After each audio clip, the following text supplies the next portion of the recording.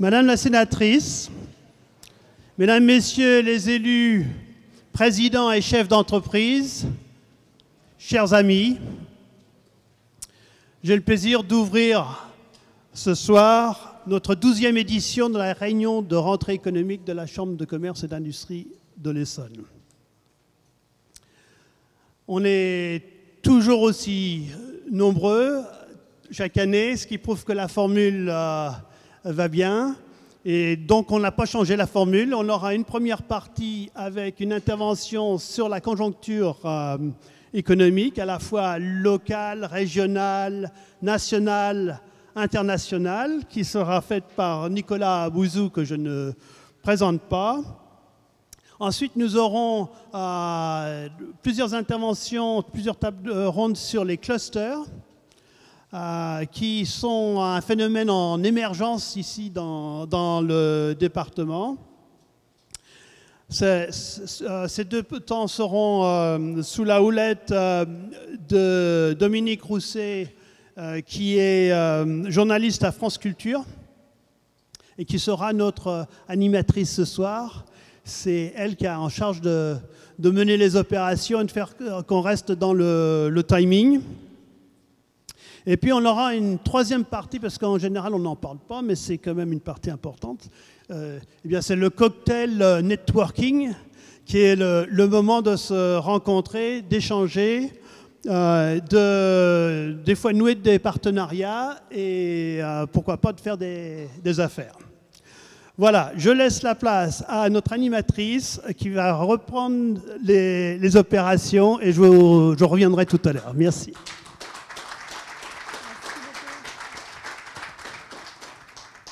Merci, Monsieur le Président. Bonsoir à tous.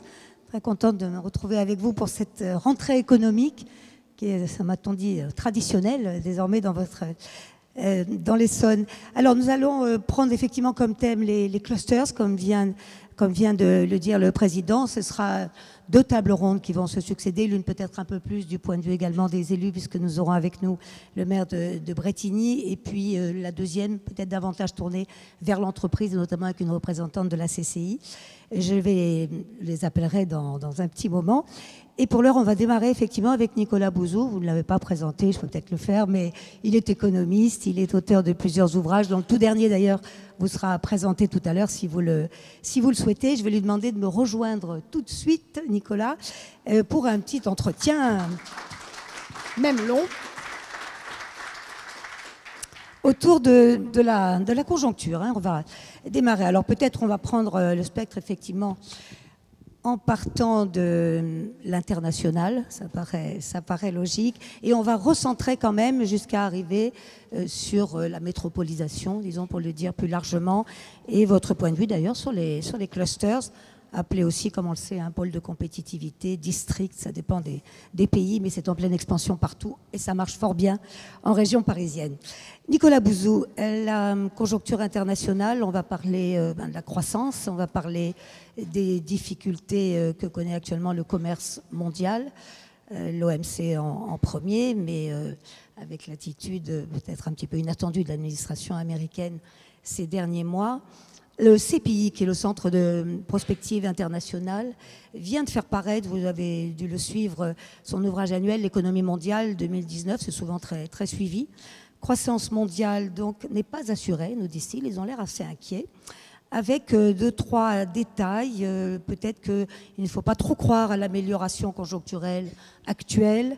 10 ans après la crise, il reste beaucoup d'incertitudes et je peux en citer peut-être quelques-unes, bien connues, la faiblesse encore structurelle de l'inflation, la fuite en avant de l'endettement qui se poursuit, les politiques monétaires assez peu coordonnées, l'instabilité financière et surtout, ces tensions dans les relations internationales. Faites-vous une analyse aussi sombre, Nicolas Bouzou? Pas tout à fait. Déjà, il y a de la croissance économique aujourd'hui dans le monde. La croissance reste forte dans les pays émergents. La croissance est très forte aux États-Unis. On est sur des rythmes de 4% de croissance aux États-Unis. Les États-Unis, ça reste un peu plus d'un quart de l'économie mondiale. Donc c'est quand même très, très important.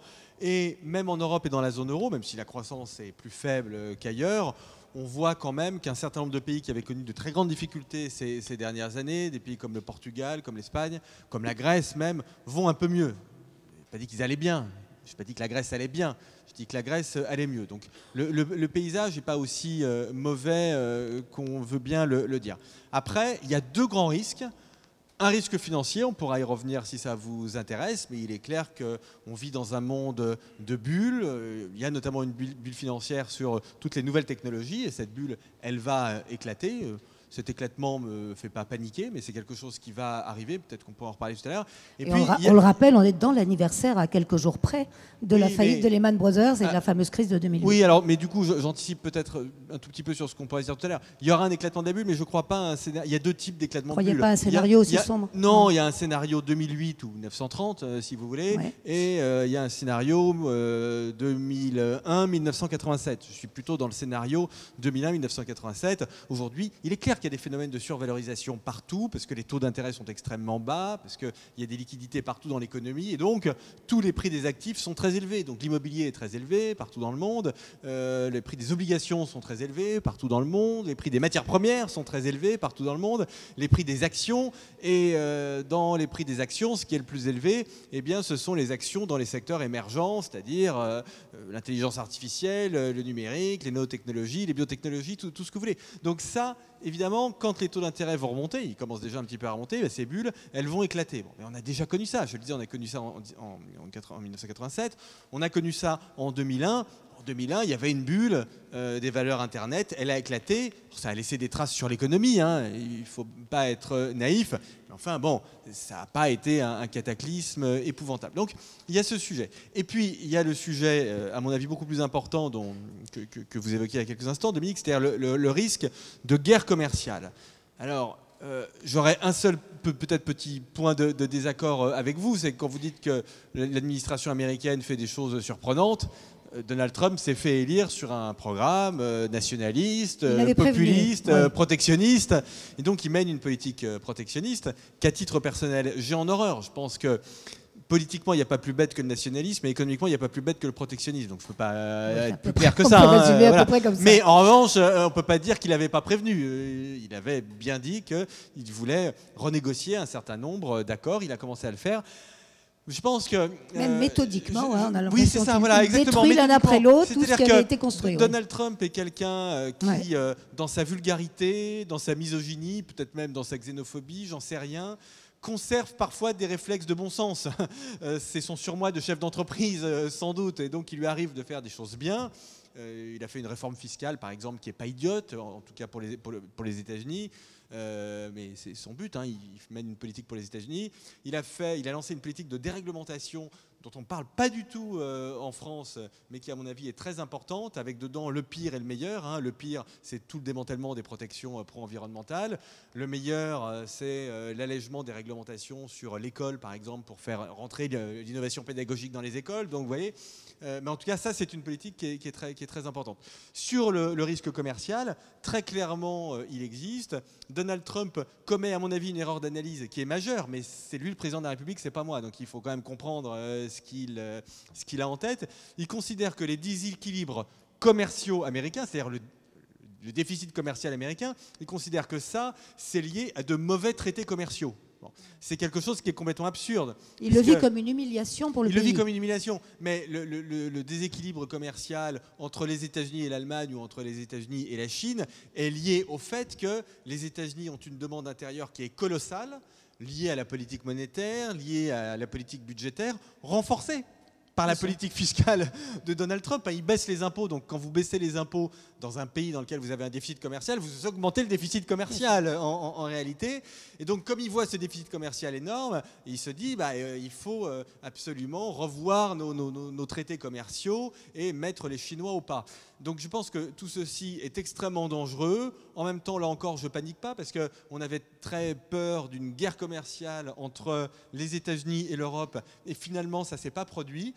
Il faut dire aussi, parce qu'on tape toujours sur l'Europe, que j'ai trouvé que la réaction a été remarquable. Je trouve que le président Juncker, notamment, a tout de suite considéré qu'il ne fallait pas rentrer dans une guerre frontale et il a menacé de mesures de rétorsion politique. C'est-à-dire plutôt que de dire on va augmenter les tarifs sur les importations américaines, il a dit non, on va taxer les cigarettes, le bourbon, les Harley-Davidson, c'est-à-dire on va toucher au cœur de l'électorat de Donald Trump. Donc je trouve que la réponse européenne a été très fine et finalement très, très efficace.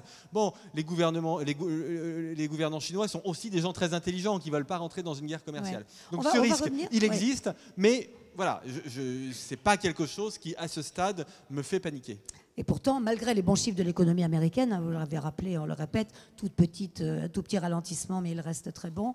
Quand même, les marchés reculent. Toute dernière information, la Maison-Blanche envisage, c'était vendredi dernier, de porter à 25% ses tarifs douaniers sur 200 milliards de dollars de biens importés de Chine. Parlons de la Chine et de sa réaction, justement, à cette agressivité commerciale, on va dire. C'est ça, mais ça, c'est une arme de dissuasion de Donald Trump. C'est-à-dire que Donald Trump, en fait, sa politique, sur le plan économique et sur le plan géopolitique, c'est peace by power. C'est-à-dire que c'est la paix par le fait de montrer qu'on est les plus puissants. C'est ça, sa politique. Et il faut bien comprendre ça. Une fois qu'on a compris ça, on se relaxe un peu parce qu'il ne veut pas faire la guerre. Enfin, je ne crois pas. Je ne pense pas qu'il soit fou et je ne crois pas du tout que ce soit sa volonté. Simplement, il veut en permanence intimider, mais exactement comme il le fait avec les journalistes. Il est toujours dans cette logique-là d'intimidation, de peur. Et donc, voilà, il brandit des menaces, par exemple, contre les importations chinoises. Bon. Le gouvernement chinois est quand même un gouvernement très intelligent. Le Parti communiste chinois est dirigé à moitié par des dirigeants d'entreprise et par des ingénieurs qui sont des gens extrêmement précautionneux et qui ne veulent pas entrer dans une guerre commerciale. Et d'ailleurs, moi je trouve que la Chine a quand même été la grande surprise économique de ces 10 dernières années. Alors, pas le fait que la Chine se développe, mais vous parliez, Dominique, de la crise de 2008. La vérité, c'est que la Chine est la seule grande économie à être passée quasiment, pas complètement, mais quasiment entre les gouttes de la crise de 2008.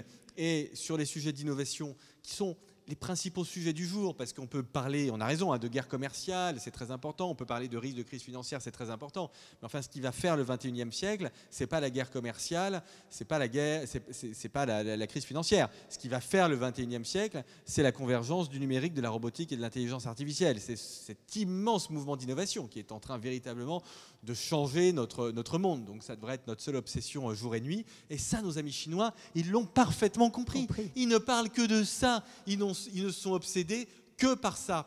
Ce n'est pas le cas des Américains. Donald Trump, il n'aime pas trop la nouvelle économie. Donald Trump, il déteste par exemple Amazon. Vous le voyez dans ses tweets. Alors il déteste Amazon aussi parce que Jeff Bezos est propriétaire du Washington Post, qui est un opposant de droite modérée. C'est un peu le Figaro, le Washington Post, si vous voulez. Enfin, il aime bien Twitter quand même. À Donald Trump. Donc, mais quand même, il n'aime pas cette vieille économie. Vous avez vu comme il s'en est pris à Google, il s'en est pris à Facebook. Là, en ce moment, il est en guerre face à Apple, avec une idée face à Apple, c'est vrai, qui n'est pas facilement applicable pour Apple dans le quart d'heure, qui est de mettre toutes les usines Apple aux États-Unis. Bon, comprenez que je ne suis pas sûr que ce soit souhaitable, et si ça se faisait, ça prendrait beaucoup de temps. Mais donc Donald Trump, il n'est pas obsédé par cette nouvelle économie. Bon, en Europe, alors là, je vous le dis comme je le pense, on n'a rien. Je termine juste sur la Chine. Oui, pardon, oui. Non, mais en Europe, on n'a rien compris. On n'a rien compris. On est complètement ailleurs. On n'a pas compris que c'est ça qui allait faire le 21e siècle. Donc on est en train, si on continue comme ça, comme le dit mon ami Laurent Alexandre, il fait peur à tout le monde.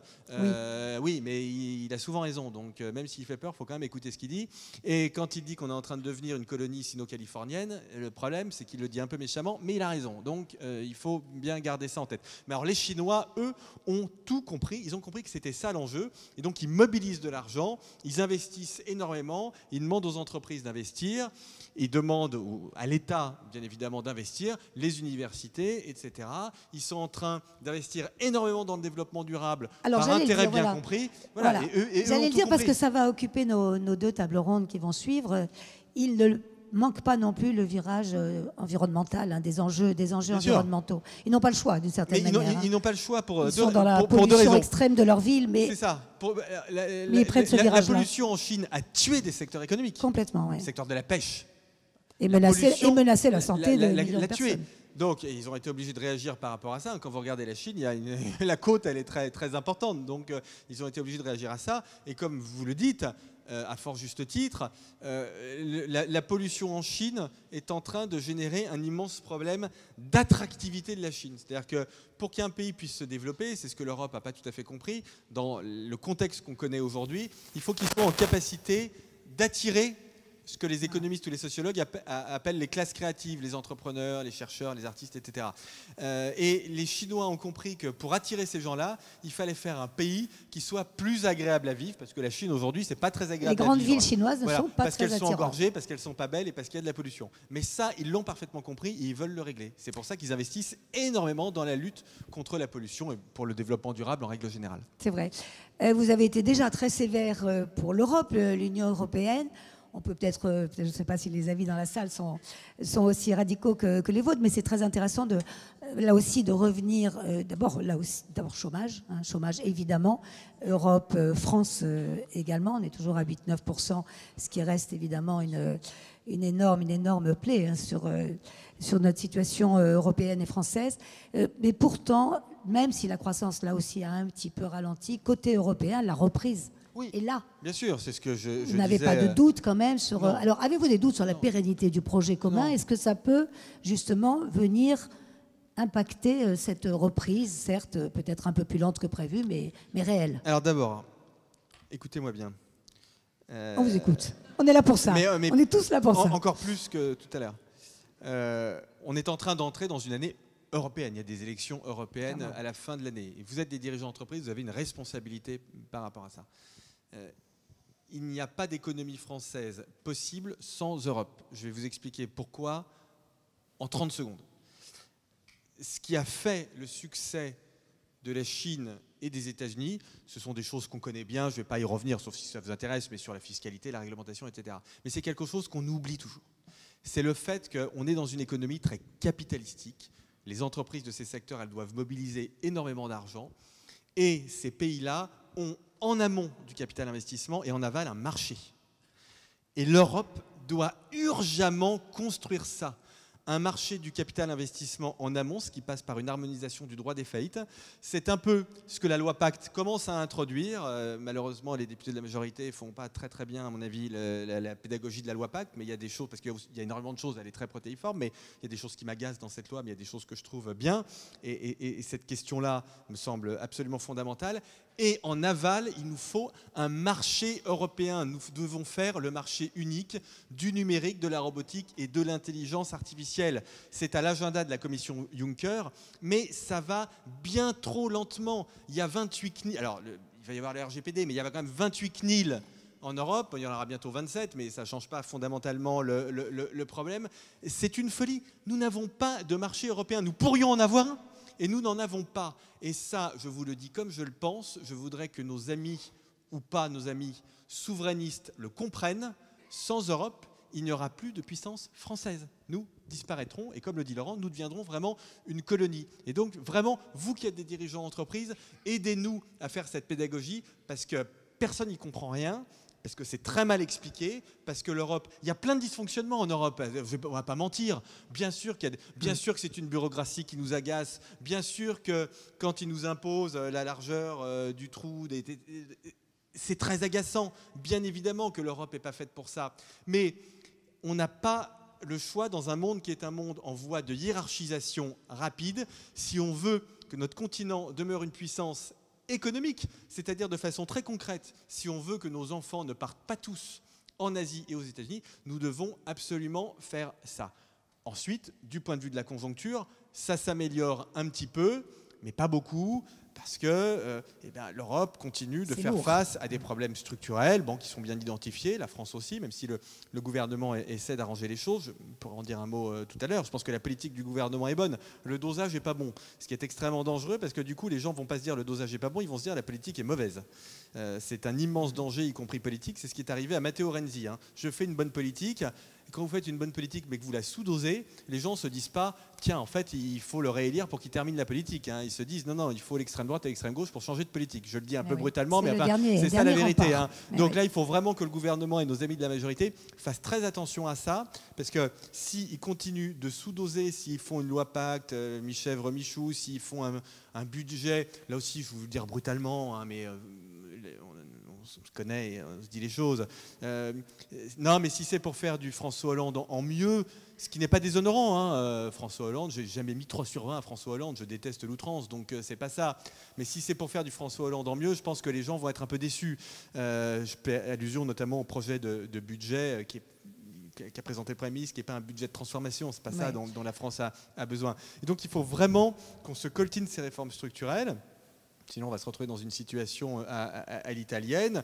Et puis, il faut qu'on continue, évidemment, l'approfondissement, l'intégration financière, budgétaire européenne pour pouvoir, et vous allez voir que je ne suis pas dogmatique, pour pouvoir aussi mener, quand on a besoin, des politiques keynésiennes de relance. C'est très important, mais à l'échelle européenne, pas à l'échelle de la France. Vous faites une politique de relance à l'échelle de la France, ça va accroître le déficit extérieur et on aura perdu un peu plus l'argent des contribuables et fait monter la dette publique. À l'échelle européenne, ça fait du sens. On n'a pas le temps d'aller trop loin sur les lois. On aurait pu dire un mot aussi de la loi travail, bien sûr. Vous avez très très vite évoqué la loi Pacte et cette fameuse révolution technologique à laquelle vous croyez évidemment. Ce qu'on a devant nous, c'est évidemment pas la fin du travail. J'imagine, Nicolas Bouzou, ça n'est pas votre avis à vous, mais c'est quand même une vague, ce qu'on appelle la fameuse vague de destruction créatrice, et elle est colossale. Et ça va peut-être nous emmener vers ce qui se passe ici, dans cette région, parce que révolution technologique, il va en être largement question dans un instant. Et pour vous, là encore, on est très très en dessous des ambitions que l'on devrait avoir. On va peut-être avoir de contre-exemples dans un instant. Oui, non mais pourquoi en 2 mots ? D'une part, quand on regarde le tissu économique français, et vous illustrez ça, il y a plein d'initiatives, il y a beaucoup d'entrepreneuriat, c'est très facile de créer une entreprise en France aujourd'hui, c'est très simple et c'est assez facile de trouver du financement pour l'amorçage. Il y a plein de structures qui font un excellent boulot, la BPI fait un excellent boulot, le mouvement de clusterisation qui est très présent dans votre département, c'est très important, c'est la meilleure politique qu'on puisse mener au niveau local et la plus efficace, donc tout ça est absolument formidable. Donc ça c'est très bien, on a un terreau économique en France qui est très sain, mais vous voyez bien que les entreprises ne grandissent pas. C'est ça le problème. L'économie française, c'est des enfants et des vieux. C'est des entreprises dont certaines ont été des manufactures royales créées par Colbert. C'est très bien, mais Saint-Gobain ne peut pas suffire, quoi. Donc on a ces entreprises du CAC 40, c'est très important. Et donc vous avez des vieilles dames et vous avez des enfants, c'est-à-dire toutes les start-up. Mais on n'a pas d'adultes, on n'a pas une économie adulte, on n'a pas d'enfants qui deviennent adolescents et qui deviennent adultes. C'est ça la vérité, c'est que le drame et au fond le vrai problème de la France et de l'Europe, c'est que les GAFA sont américains et les BATX sont chinois et que nous on n'a absolument rien. Et donc nous on en revient à des problèmes extrêmement concrets d'accès au financement, mais pas simplement pour l'amorçage. L'amorçage en France, ça fonctionne bien, mais vraiment pour des tickets de capital investissement qui soient plus élevés, il y a des difficultés d'accès au marché, des difficultés parfois réglementaires, fiscales. Bon, vous voyez, tout ceci, au fond, est assez bien documenté. C'est pour ça que dans la loi Pacte, il y a quand même des choses qui ne sont pas complètement inintéressantes. C'est vraiment ça le sujet, c'est faire grandir nos entreprises, parce que sinon, je vais vous dire ce qui va se passer. Vous aurez aux États-Unis et en Chine de très grandes entreprises, vous aurez Netflix, vous aurez Airbnb, vous aurez Uber, et nos entreprises à nous, elles seront des sous-traitantes de ces entreprises-là. Et donc, en tant que sous-traitant, on peut vivre, hein, ce n'est pas le problème, mais simplement, on gagnera moins d'argent. Parce que les marges, ce sont eux qui les capteront, ce sont eux qui capteront la valeur. Alors même que nous, en Europe et en particulier en France, on a ce terreau qui est extrêmement sain. Et donc, il faut vraiment qu'on se batte pour faire les réformes qui vont faire en sorte que ces entreprises, elles grandissent chez nous, en France et en Europe. Continuons à resserrer un petit peu l'entonnoir. Là, on arrive sur des dynamiques de grandes couronnes, hein, de grandes capitales. On arrive, ou de métropolisation, je ne sais pas comment vous voulez l'appeler. Et donc, on va s'intéresser évidemment à cette région particulière du Grand Paris. Comment la jugez-vous? Je sais que vous avez pris connaissance un peu des chiffres plutôt bon, il faut quand même le dire, et on va rentrer dans les détails tout à l'heure. Le principe même d'abord du cluster, ça n'est pas a priori, on l'appelle cluster ici, hein, dans l'Essonne, d'autres parlent de pôle de compétitivité, mais Saclay, on parle plutôt de pôle de compétitivité, il me semble, enfin pas forcément. Mais le principe même, est-ce vraiment une pratique française ou est-ce qu'on peut assez facilement se l'approprier, comme ça semble être le cas ici? C'est une pratique. Quels seraient éventuellement les obstacles d'ailleurs? C'est une pratique mondiale. Ce phénomène de métropolisation, c'est l'un des traits dominants du capitalisme du XXIe siècle. Pour une raison que je vais me permettre d'exposer en 45 secondes. Au XXe siècle, quand on crée une usine automobile en Franche-Comté, par exemple, je prends l'exemple de la Franche-Comté parce qu'il y a eu beaucoup d'usines automobiles au XXe siècle, eh bien, au fond, cette usine automobile, elle achetait des biens intermédiaires, elle achetait des machines, ce qu'on appelle des biens d'équipement, mais pas forcément sur son territoire. Et donc, en amont, elle générait de l'activité économique parce qu'elle avait des besoins, et en aval, fallait qu'elle développe de la logistique, fallait qu'elle pose des rails, qu'elle fasse travailler des transporteurs routiers, etc. Et donc, en amont et en aval, elle générait beaucoup d'activités économiques, et ça participait de l'aménagement du territoire. Vous aviez une usine en Franche-Comté, et elle diffusait d'abord dans la région, et puis après dans le Grand Est, et puis après dans toute la France. Elle diffusait ses effets économiques. Capitalisme du XXe siècle. Capitalisme du XXIe siècle, c'est l'inverse. On n'est pas dans un capitalisme qui diffuse, on est dans un capitalisme qui aspire. Les très grandes entreprises qui réussissent, elles aspirent à elles les talents, le capital investissement, les infrastructures, les grandes écoles. Donc vous voyez, on est dans une logique qui est complètement différente. Et donc on n'a pas le choix. Il faut créer des clusters pour la simple et bonne raison que la logique du capitalisme du XXIe siècle, c'est une logique d'agglomération des activités économiques. Et donc, il faut créer des clusters et lier des clusters entre eux. Et donc, ça doit être ça, la politique. C'est un phénomène d'attractivité des territoires. Exactement. Et donc, il faut des gros aimants. Alors, l'exemple du plateau de Saclay est tout à fait passionnant. Il est passionnant et agaçant. Il est passionnant parce qu'on a quelque chose d'extraordinaire sur le plateau de Saclay. On a une concentration d'intelligence, une concentration d'entreprise, une concentration d'invention et d'innovation qui est sans doute l'une des plus prometteuses au monde. Donc ça, c'est absolument formidable. Elle a été reconnue comme telle d'ailleurs récemment. Elle fait partie des 10. Donc ça, c'est le côté génialissime. Importante. Le côté désespérant, c'est quand vous essayez d'aller de Saclay à l'aéroport de Roissy, qui n'est pas un truc qui me semble un truc bizarre. Et apparemment, beaucoup ici ont essayé. Mais non, mais on a tous essayé. Oui, mais c'est très important parce que, grave, vous voyez, mais c'est très grave parce que, mais c'est encore plus grave que si on était nul. Vous voyez? Mais oui, parce que si on était nul, on serait nul, comme ça. Mais là, le truc, c'est qu'on a vraiment quelque chose, on a un terreau qui est absolument extraordinaire. C'est désolant, et donc, la question des infrastructures, du Grand Paris, etc., c'est absolument clé. Et donc là encore, vous qui êtes des dirigeants d'entreprise, je sais que vous mettez beaucoup de votre énergie là-dedans, mais il faut, vous avez déjà redoublé d'énergie, il va falloir redoubler encore d'énergie pour qu'on fasse comprendre à nos élus, notamment au niveau national, que la question du Grand Paris, ce n'est pas une question parisienne, c'est une question française. Les États-Unis sans la Silicon Valley, c'est les États-Unis moins quelque chose. La Chine moins Shenzhen, c'est la Chine moins quelque chose. Et donc, il faut vraiment qu'on comprenne que là, on a un enjeu d'intérêt national. Il y a d'autres clusters, pardonnez-moi, je prends l'exemple de Saclay parce que c'est le plus connu et c'est celui que je sais le mieux. Je sais qu'il y a beaucoup d'autres clusters. On va en citer plusieurs. Donc, n'en prenez surtout pas ombrage. Mais en plus, on a un député très emblématique sur ce... Donc, tout ceci est très important. Mais la logique, ce qu'il faut vraiment comprendre, c'est que cette logique du XXIe siècle,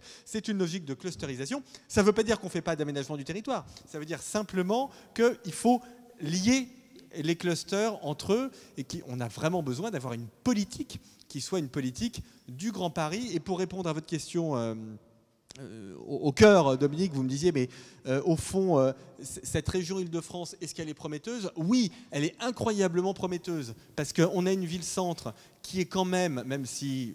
on pourrait formuler 2 ou 3 critiques à l'égard de la gestion de cette ville-centre, mais enfin, on a quand même une ville-centre qui est quelque chose d'absolument extraordinaire en matière d'attractivité. On a une première couronne, une petite couronne avec beaucoup d'entreprises, de plus en plus de sièges sociaux, des villes qui sont parfois très agréables à habiter. Et on a une grande couronne, la vôtre, où il y a encore de la place, où il y a des endroits qui sont magnifiques, où on a des clusters qui sont en pleine expansion. Donc, vous voyez, on a vraiment un terreau qui est un terreau très, très, très intéressant et il faut capitaliser là-dessus, ce qu'on ne fait pas encore suffisamment. Avec une grande inconnue, je m'excuse de redevenir peut-être un peu pessimiste, mais on a parlé du chômage qui reste un énorme problème, et une grande inconnue, quels emplois demain? Même si vous pensez qu'on n'est pas à la fin du travail, je le répète, on ne connaît pas les emplois de demain et ça reste quand même une préoccupation pour les entreprises. Bien sûr, on ne les connaît pas. Alors, on ne connaît pas les emplois de demain, ça, je suis entièrement d'accord avec vous. Si il y a 100 ans, Dans l'Essonne, il y a 100 ans, il devait y avoir 80% de gens qui travaillaient, enfin 80% de la population active qui travaillait dans l'agriculture. Aujourd'hui, je ne veux pas dire de bêtises, je n'ai pas le chiffre en tête, on doit être à moins de 5%, on doit être entre 3 et 5%. Donc on est passé de 80 à 5% en 100 ans. Si on s'était dit, mais par quoi ces métiers vont être remplacés? Déjà, on se serait dit, ils ne seront pas remplacés. Et d'autre part, on n'aurait pas pensé aux services aux entreprises, à la culture, à la santé, on n'aurait certainement pas pensé à ça. Donc oui, on ne peut pas prévoir. Bon, mais d'une part, il y aura des métiers demain, parce que tant qu'il y a de l'imagination, tant qu'il y a de la croissance économique, il y aura de la croissance économique, même s'il y a des problèmes de développement durable, c'est la croissance. En réalité, c'est une bonne croissance qui va les surmonter, c'est pas la décroissance. On a d'énormes problèmes écologiques, hein, mais ce que je veux dire par là, c'est que ce n'est pas la réduction de l'activité économique qui va résoudre nos problèmes écologiques. C'est au contraire une innovation qui sera incitée à résoudre les problèmes écologiques. Donc tant qu'il y a de la croissance, tant qu'il y a des besoins, tant qu'il y a une différence entre l'humain et la technologie, il y en aura toujours. Le développement du travail sera illimité. Par contre, on a aujourd'hui une mutation du travail qui est la plus importante depuis le 19e siècle. Hein. C'est ça l'enjeu qui est devant nous. Je soutiens les réformes que fait le gouvernement. Je pense que la réforme de la formation professionnelle est bonne. C'est une réforme qui donne beaucoup de pouvoir, qui va donner beaucoup de pouvoir aux salariés en réalité. Et donc il va falloir apprendre aux salariés à utiliser le compte personnel formation. Mais je pense qu'il y a vraiment une réforme qui est intéressante. Je pense que la réforme de l'apprentissage est plutôt intéressante aussi, même si je sais que mes amis présidents de région sont vent debout, mais les résultats de l'apprentissage étaient quand même un peu décevants dans notre pays. Je pense que rapprocher les entreprises de l'apprentissage est quelque chose qui n'est pas idiot. Ouais. Et je soutiens une réforme qui sera très impopulaire, qui sera celle de l'assurance chômage, parce que, je suis désolé de le dire aussi brutalement, mais le fait est qu'on a dans notre pays 9% de chômeurs et 41% des PME, très exactement, d'après le dernier bulletin de la BPI, qui nous disent que leur principale difficulté, c'est qu'elles n'arrivent pas à recruter. Alors bien évidemment, il y a des problèmes de formation, c'est tout à fait vrai, évidemment. Bien évidemment qu'il y a des problèmes de logement, c'est un énorme problème, les emplois ne sont pas forcément là où sont les logements, mais il y a aussi une partie des gens, pour le dire poliment, une petite partie, mais ce n'est pas parce que c'est une petite partie qu'on ne doit pas adresser ça, qui ne sont pas suffisamment incités à travailler. Et donc, alors que le gouvernement, comme vous tous, m'agace beaucoup en ce moment, j'ai trouvé que la sortie du président de la République hier, je vous le dis comme je le pense, était tout à fait bienvenue. On ne va pas se lancer là-dessus, non. Merci quand même, Nicolas Bouzou. Merci pour cet examen donc, dans la conjoncture. Vous restez avec nous et on va tout de suite enchaîner avec 2 tables rondes.